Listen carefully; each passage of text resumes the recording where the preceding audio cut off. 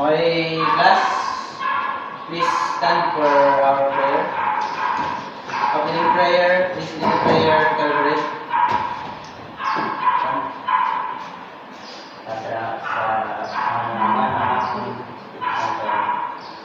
Panginoon, salamat po sa araw na higing ngayon. Ang po ay pag-ibig ng aming mga klase at ang guro, ang pagtuturo at naging class ngayon sa mga mangyayari pa. Salamat po ay bigyan po kami ng lakas ng loob at lakas ng pag-iisip para hindi namin, para may sagawa namin ang may papagawa namin po.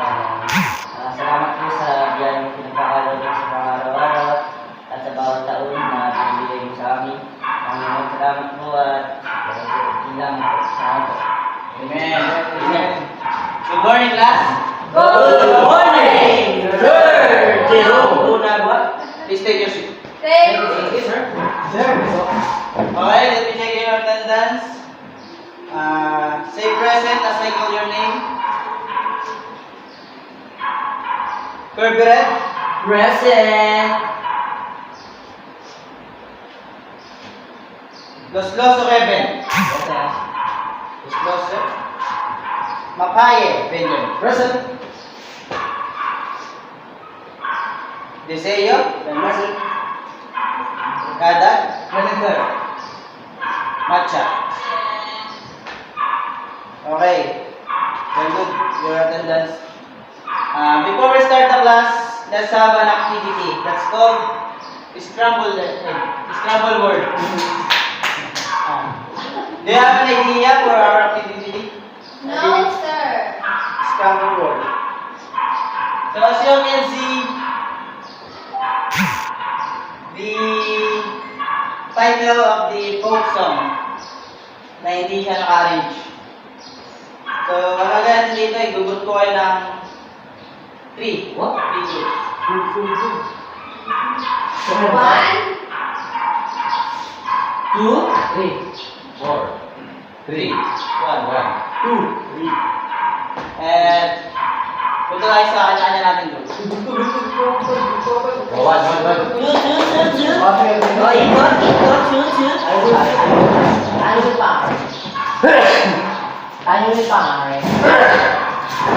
So, for the group 1, you will answer this first picture. Group 1. Who's the group 1? Group 2. Yeah. Group 2, Mr. Kirby. You still listening to me? Yes, sir. Group 3, I give you 2 minutes to your partner.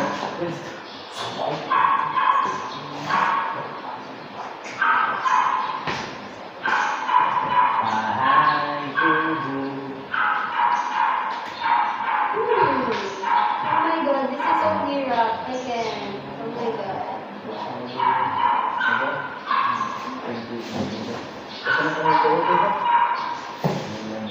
Mga dadami libro yung mga kami tapas. Punta lang ulit. Bahay ko. Mga bata.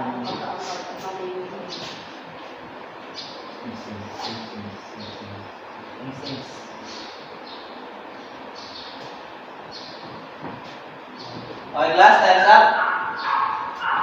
Are you ready? Group 1, are you ready? Group 1? Yes, sir! Please answer.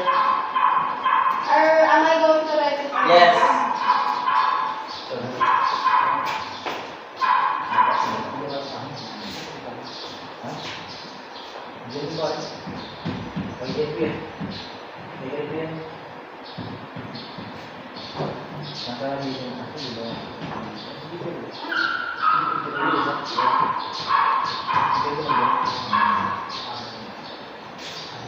Done, sir. Very good. Group 1. Group Thank 2. you.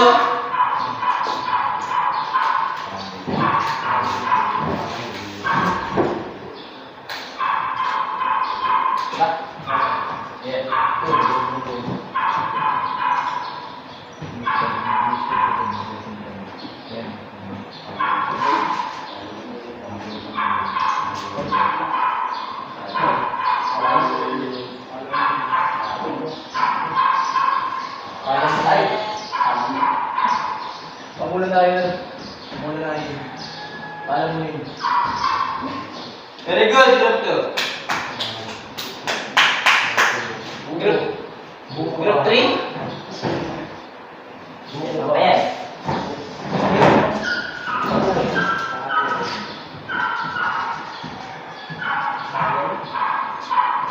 Completer sa. Kabilang ka pala muna. Very good. Did you enjoy the activity? Yes, sir. Yes, sir. Okay. Very. Sit properly before we start the lesson. Please sit properly.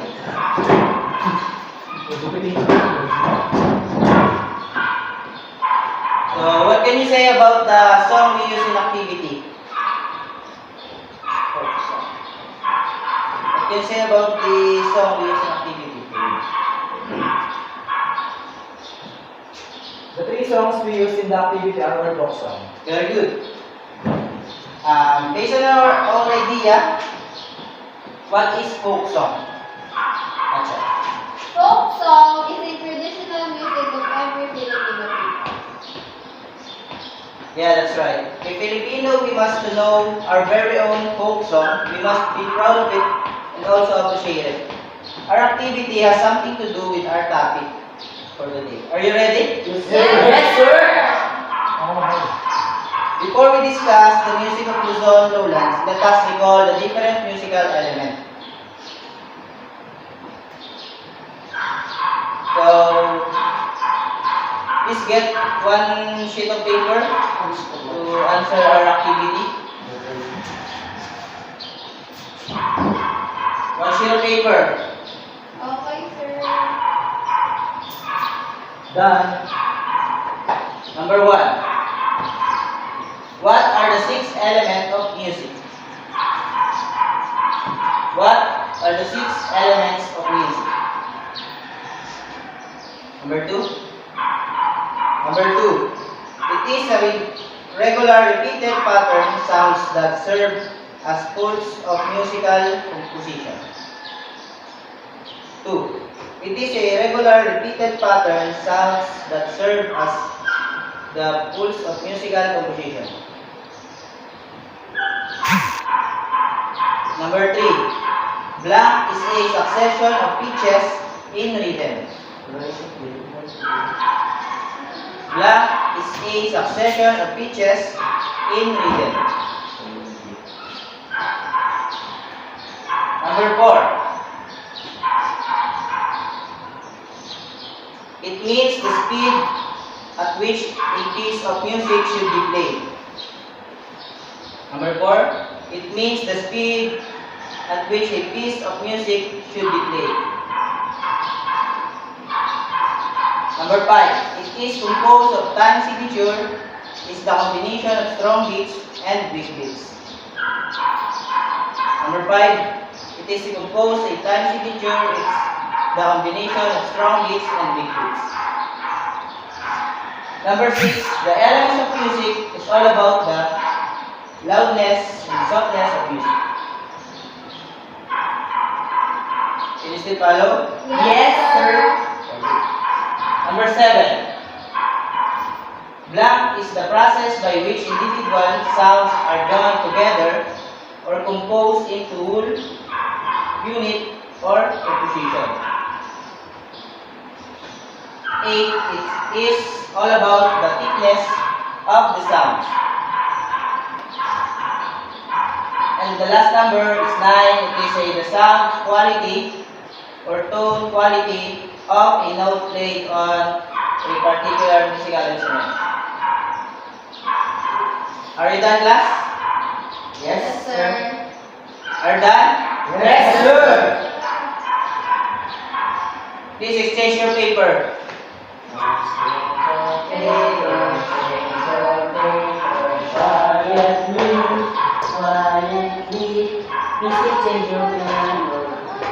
Exchange na? Yes, Yes, sir. sir. Here's the correct answer. Wow. Perfect ako. Sir. Sir. Paano po ba mali spelling? Wrong spelling is wrong. Yes. Oh, mali ka. Sir, gusto mo galit? Who got a perfect score? Oh! Wow. Almost 100% Wrong spelling. wrong spelling. 8. 7. Nala 6. Next. What is rhythm? Rhythm in music. Rhythm is a pattern of sounds, silence, and emphasis in a song. In music theory, rhythm refers to the recurrence of notes and rest in time. When a series of notes and rest repeats, it forms a rhythmic pattern.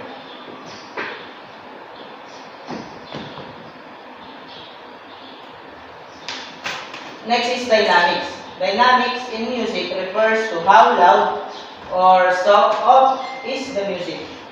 It is that simple, but because of musician and composer like to make things interesting and something difficult, there are lots of different musical terms that can be used to describe what the dynamics are in a piece of music.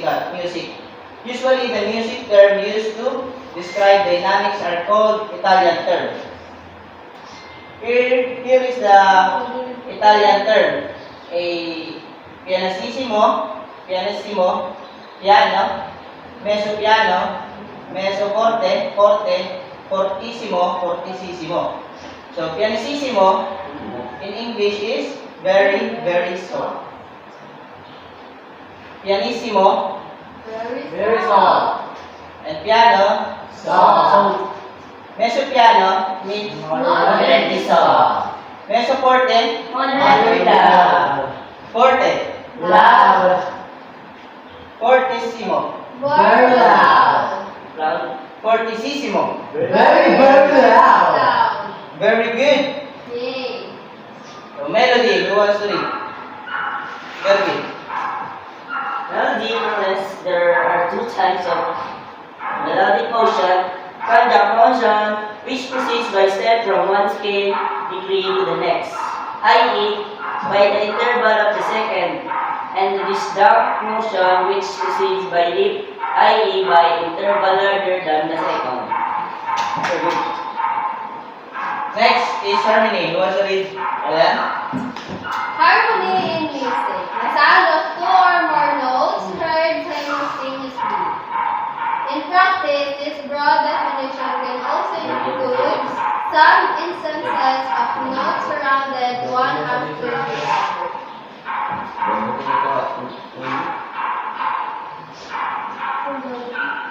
Texture.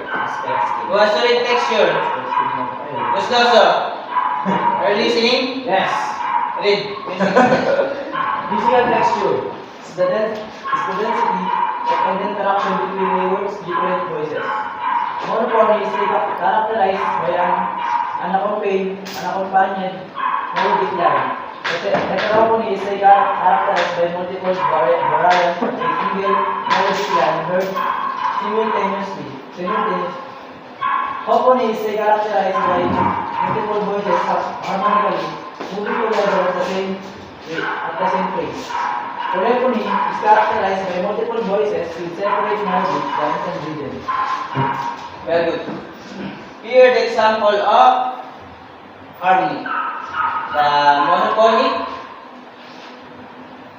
homophonic, polyphonic, and heterophonic. Next is timbre. What's it? Mr. Kada. Timbre is a basic element of music, but it can be quiet, confusing, and unclear as a term. Unlike pitch or rhythm, timbre is unique to each instrument. It can be hard to quantify, which is why it can't be written down on a piece of sheet music. Now that you have reconstructed your previous knowledge about different musical elements, you are now ready to explore one of our cultural identities, the Luzon Lowlands folk song. Luzon Lowlands music is made up of simple vocal and instrument music, primarily a product of daily experiences from folk like farmer, fisherman, vendor, artisans, and other common people, family or community member learn this music, orally which they sang in their native tongue. Mostly, the person who originally made this sort of music were unknown.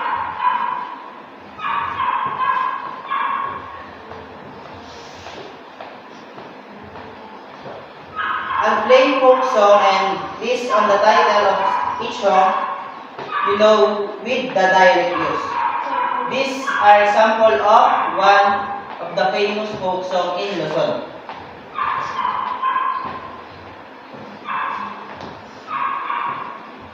Listen.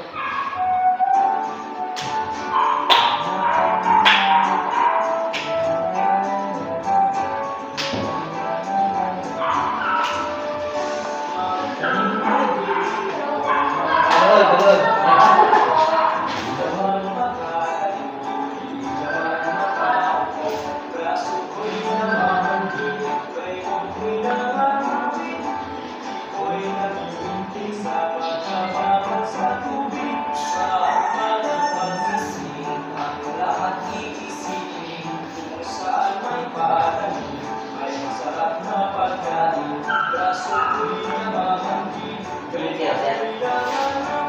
Yes.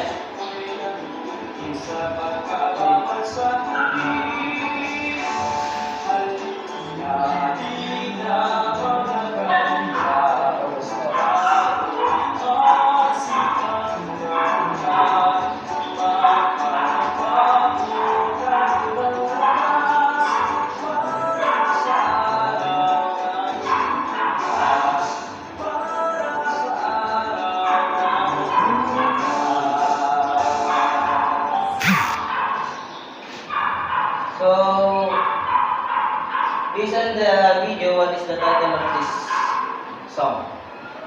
Mr. Makayo. Magtanim ng video. Very good. Magtanim ay di biro. The song represents the struggle and difficulties of the life of farmer. How one needs to twist and bend to plant rice for the whole day, with no opportunity to sit and stand. Next video. Can you still follow? Yes, sir. Can you still follow, guys? Yes, sir.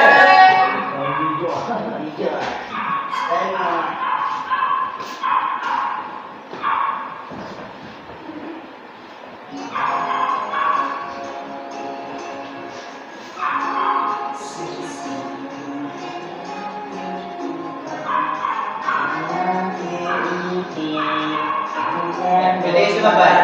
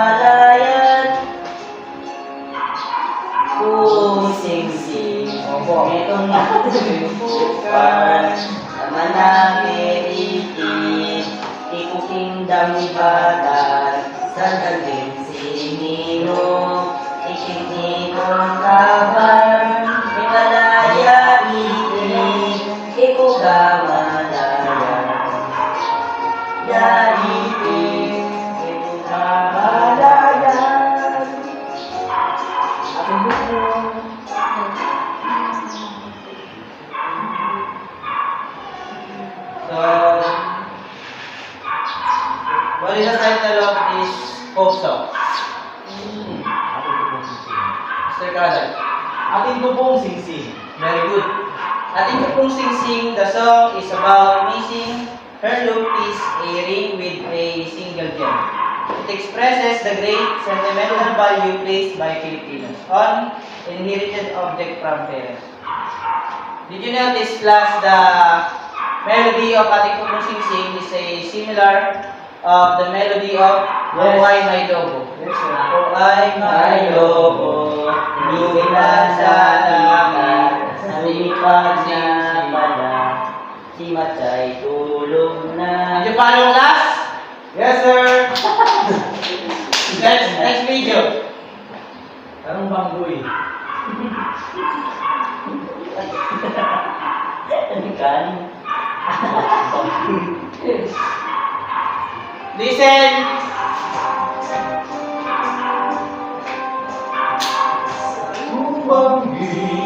Sa hita. Tingin sa babae.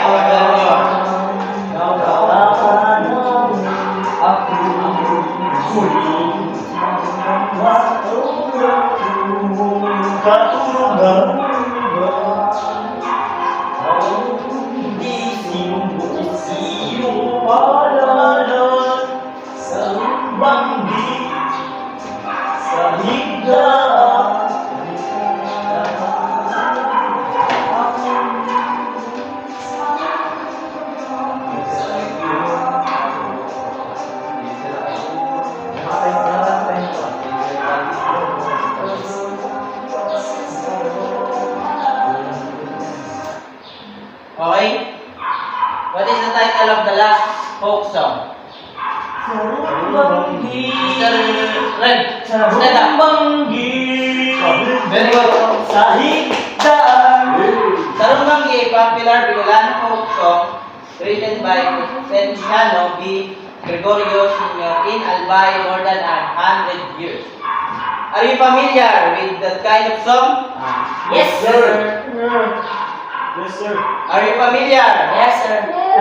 Open. Very good. What do you call this kind of music? Yes, sir. What do you call? Folk song. Folk song. Very good. Folk song written by folk and are sung to accompany daily activities such as farming, fishing, and putting the baby to sleep. Folk song are usually sung in dialect of the people from its place origin and often short and simple. Did you follow the lesson, class? Yes, sir. Great. Now, let us discuss the characteristic of folk song. One of the characteristic of folk song is that its lyrics must be native tongue. A folk song emphasizes the identity as a community. It is sung in relaxed and easy voice. For example, Pamulinawin folk song from Ilocos use the community's own language for the people easily understand and appreciate the song. Another characteristic of folk song, it can be passed down through oral tradition or family or community member. During the early times, singing folk song was favorite community pastime tradition are very important and they must be continuously handed down from generation to generation. One more characteristic of folk song is that they have unknown composer and lyricist because the song were just based on daily experience. Did you follow the lesson, class? Yes, sir. Very good. So let's move on to another characteristic of the folk song. Folk song is very simple, easy signature. They usually begin and end with the same key. For example is Bahay Kubo. Can you sing Bahay Kubo? Yes.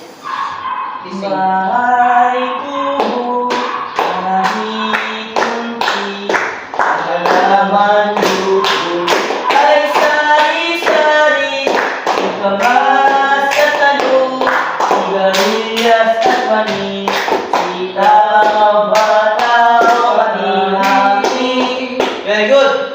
Did you notice the same key from start to the end? Yes. Yes. Great. The next characteristic is primarily based on the community, culture, tradition, and livelihood. And last characteristic is that it must be short and simple. There you go. Those the characteristic of Philippine folk song. I hope you learned everything about folk song, and I hope it is clear to you now. Yes, sir.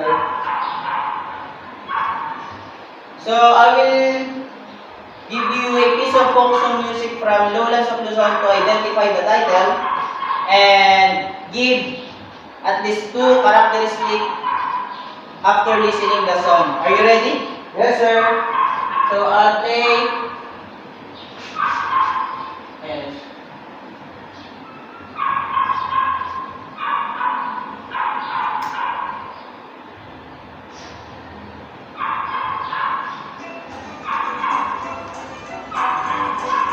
Play pa ako namin.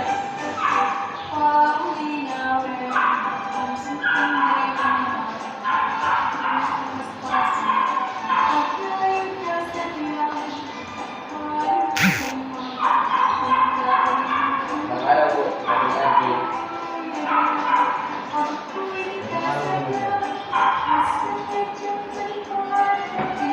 Hindi na po tuloy nila.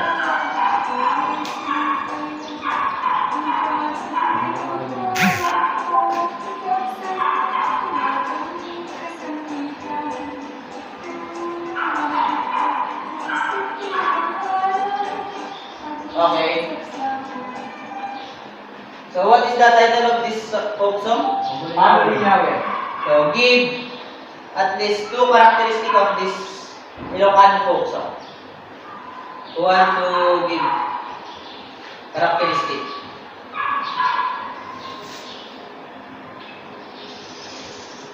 Gusto. Mamulinawin of the Ilocanos. It is about a girl with a heart and heart. It is about courtship and love. Very good. So next is Mr. Nadan. Atin ko pong singsing at Kapampangan. Speak of a simple time when love was innocent and uncomplicated. The second, the song is about the missing ring of peace. A ring with a single gem. It expresses the great sentimental value placed by Filipinos on inherited objects from parents. That's great. Always remember the folk song are the song illustrate our daily living, and they are one way of showing the use of art in our daily lives. These arts the song that will tell the next generation the kind of life of our ancestors had during their time. So for application, I will group you into 4. The count will start at the front. 1. 2, 3, 4, 1, 2. After the counting, students will join their respective group, and I will give you a folk song from Luzon Lowlands. And make a simple music television or MTV or interpretation of the given topic for at least 2 to 3 minutes. Group 1, who's to group 1? Assign nyo yung magtalim ay D. Biro of the Tagalog. Group 2? Group 2. Sa inyo, atin ko pong sing-sing of the Kapampangan. Okay, sir. Group 3, Yes. Yes. Mamulinawin. Sarumbangi of Bicolanos. Group 4, Pamulinawin of Bicolanos. So, the rubrics for the task, performance, projection, costume, overall appearance, 8, 10, 4, 7, 0, 3. Performance, 8 to 10. Student performs the music television without any errors. 47. The performance is appropriate for the topic given. 0 to 3. The performance is inappropriate for the topic given. Projection. Facial expression, emotion, and body movements are beautifully presented. 47. Facial expression, emotion, and body movement are relatively constructed. 0 to 3. Facial expression, emotion, and bodily movements are used lightly. For costume, 8 to 10, several props and costumes were accurately used. 47, the costume is suitable for the topics given. 0 to 3, no props and costume were used accurately. Overall appearance, the performance is alive and beautiful. 8 to 10. 47, the performance shows satisfactory. 0 to 3, the performance is uninspired. So, that's it. I will give you an assignment. I will discuss you ASI for assignment for today. Number 1 assignment. Write on your notebook. Give at least 3 folk songs from Luzon Lowlands and explain the purpose of each song. And why do you think this song is written? Explain it in your own idea. I will repeat. Give at least 3 folk songs from Luzon Lowlands and explain the purpose of each song. And why do you think this song is written? Explain it in your own idea. Number 2. From the folk song that we have learned today, select one folk song to sing. Then record it on the cell phone at least 1 verse and 1 chorus. Did you hear? Yes, sir. Okay, that's it. Good day. Thank you. Thank you. Sir, Dad, ginagawa?